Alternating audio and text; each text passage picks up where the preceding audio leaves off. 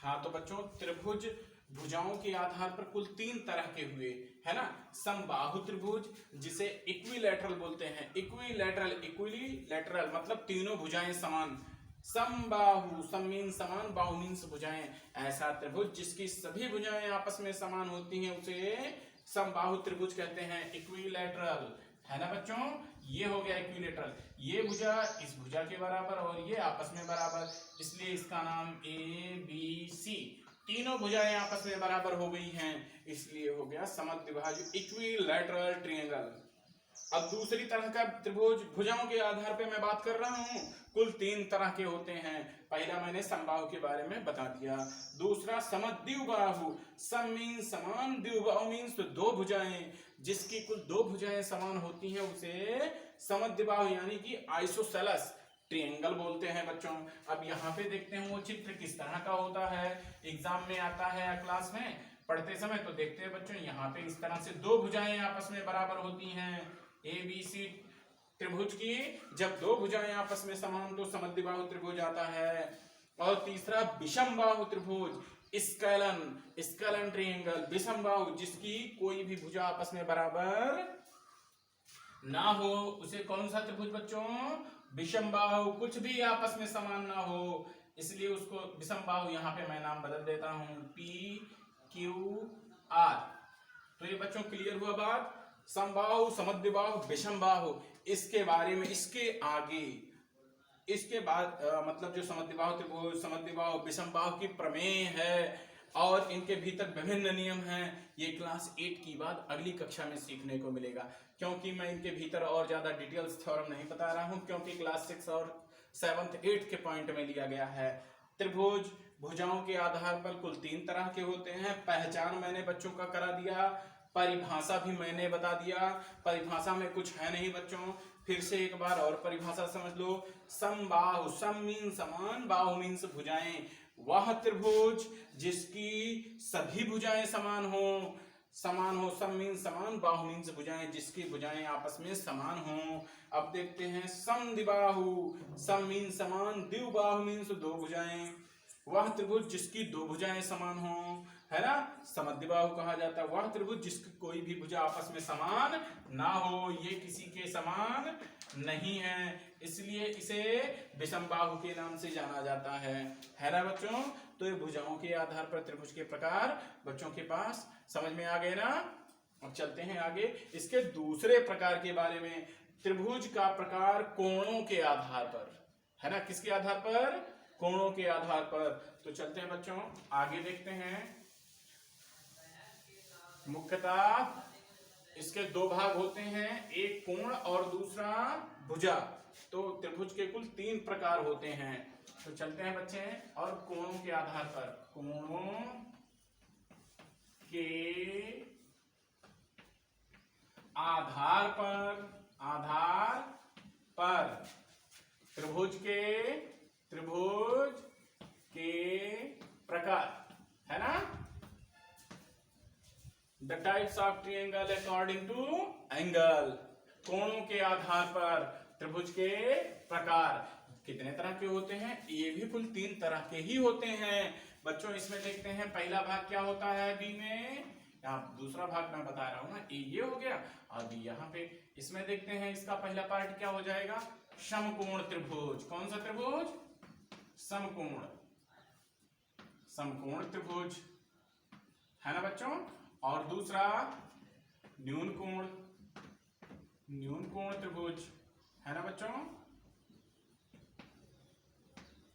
और तीसरा अधिक कोण त्रिभुज, है ना। तो इस तरह कोणों के आधार पर त्रिभुज के कुल इतने प्रकार हो गए, है ना। अब देखते हैं बच्चों कोणों के आधार पर मैंने 3 प्रकार तो बता दिया बच्चों का। अब इसके अनुसार इसका अंग्रेजी नाम भी समझ लेते हैं, है ना। समकोण का मतलब राइट, और त्रिभुज का मतलब ट्रायंगल, तो मतलब राइट ट्रायंगल जिसे कहते हैं समकोण त्रिभुज, है ना। और न्यून कोण त्रिभुज का मतलब एक्यूट ट्रायंगल, और उसका अधिक कोण का मतलब ऑब्ट्यूज ट्रायंगल। तो बच्चों इसके चित्रों को मैं बता दूं। समकोण एक ऐसा त्रिभुज जिसका एक कोण 90 अंश का होता है उसे समकोण त्रिभुज कहते हैं। तो बच्चों यहाँ चित्र में देखते हैं, बगल में इसी के सामने बच्चों किस तरह से कॉपी में लिखोगे, पहले पहला नंबर डालोगे समकोण त्रिभुज, इंग्लिश नाम हिंदी नाम हो गया, उसके नीचे सीधा 3 लाइन छोड़ दोगे। क्यों? क्योंकि वहां पे ये चित्र उठा के कॉपी में नीचे लिखा जाएगा। क्योंकि बच्चों जब इसका नाम तुम लोग अपनी कॉपी में लिखोगे तो कॉपी की लाइन फिल हो जाएगी, आगे जगह नहीं रहेगा। तो ये सारी चित्र जो है नीचे बनाओगे, है ना। पॉइंट लिखने के बाद फिगर नीचे, फिर अगला पॉइंट उसका फिगर, फिर अगला पॉइंट, फिर अगले का फिगर, इस तरह से फिगर बच्चों अपनी कॉपी में बनाओगे, है ना। तो देखते हैं समकोण त्रिभुज किस तरह से होता है बच्चों। समकोण त्रिभुज समझो एक कोण 90 अंश का हो, कितने अंश का? 90 अंश का, है ना। ये बेस हो गया, इस पर स्टैंड हो एक खंभा, इस तरह से बनता है 90 अंश। बात करते हैं ए बी सी, पूछा गया ये किस तरह का त्रिभुज है, तो बच्चों बोलोगे ये समकोण त्रिभुज है। समकोण, समकोण का मतलब 90 अंश, है ना, तो इसीलिए इसका नाम समकोण त्रिभुज रखा गया।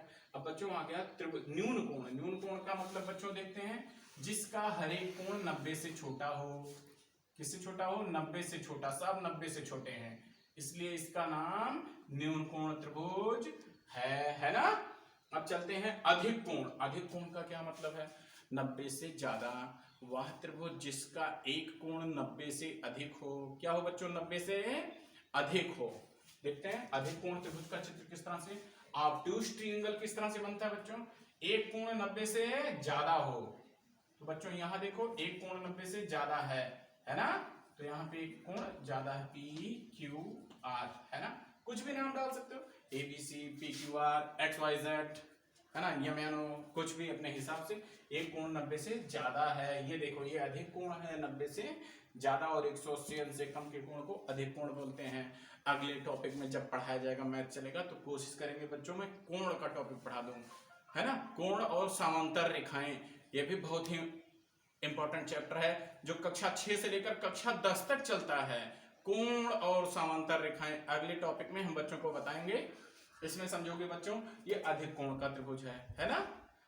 तो बच्चों को आज मैंने त्रिभुज यानी कि ट्रायंगल चैप्टर में त्रिभुज के प्रकार, त्रिभुज की परिभाषा और इनको पहचानना, है ना, ये सारी चीजें मैंने बताया, है ना।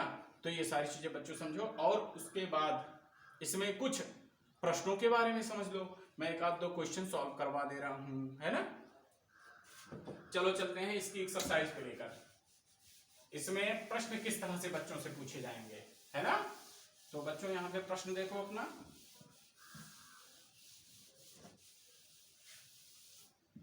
क्वेश्चन नंबर 1 में, है ना,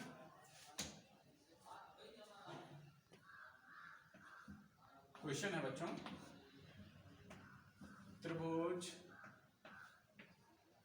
की भुजाओं और